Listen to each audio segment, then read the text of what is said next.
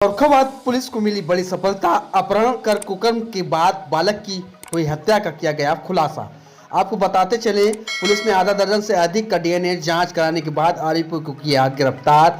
जमीनी विवाद में मासूम का अपहरण करने के बाद आरोपी ने कुकर्म करने के बाद मासूम का गला दबाकर की थी हत्या।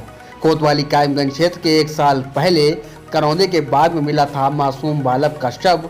कोतवाली कायमगंज पुलिस ने आरोपी बॉबी को डीएनए जांच के लिए लिया हिरासत में। पुलिस अधीक्षक ने बताया, आरोपी ने सैंपल लेने से पहले ही घटना को अंजाम देना स्वीकार कर लिया। आरोपी को हत्या, कुकर्म, अपहरण के मामले में गिरफ्तार किया गया है। आरोपी कोतवाली कायमगंज के गांव में मासूम की 1 साल पहले अपहरण कर हत्या हुई थी। मामले का खुलासा करने वाली कायमगंज कोतवाली पुलिस को 25,000 रुपये का इनाम दिए जाने की एसपी विकास कुमार ने घोषणा की है। थाना कायमगंज में 25/11/2022 को एक तहरीर प्राप्त हुई, जिसमें एक नाबालिग बच्चे की गुमशुदगी की सूचना मिली।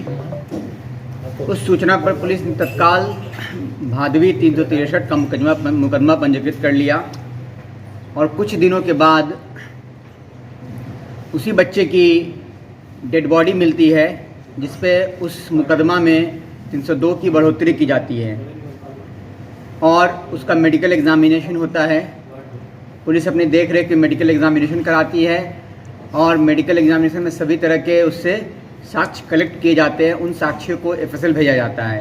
इसी बीच पुलिस अपने सभी संसाधनों के माध्यम से इस घटना के सफल अनावरण में लगी हुई रहती है और जो मेडिकल में एनल स्वैब भेजा गया था, उस एनल स्वैब में अप्रैल माह के अंतिम सप्ताह में एफएसएल के माध्यम से सूचना प्राप्त होती है कि उसमें मानव वीर्य उपस्थित है।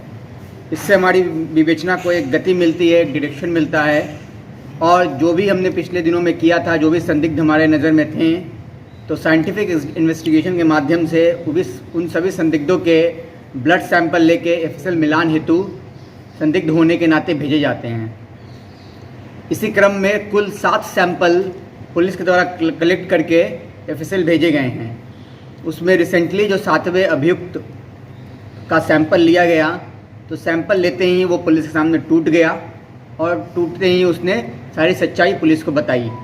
उसके आधार पे हमने घटनास्थल का निरीक्षण किया, उसके निशानदेही पे, और सभी तथ्यों को तस्दीक किया और हमने उस अभियुक्त का 164 का बयान भी कराया, जिसमें उसने अपनी घटना को होना, अपने द्वारा घटना को कारित किया जाना कबूला है।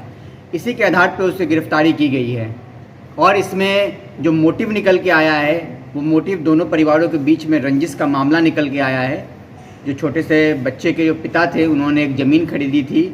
जो अभियुक्त है, उसके परिवार से वो ज़मीन खरीदी गई थी और इसी का कुछ रंजिश था, जिसके कारण शराब के नशे में उसने उस दिन उस अभियुक्त को, उस छोटे से बच्चे को अपहृत कर उसके साथ दुराचार कर उसकी हत्या की थी।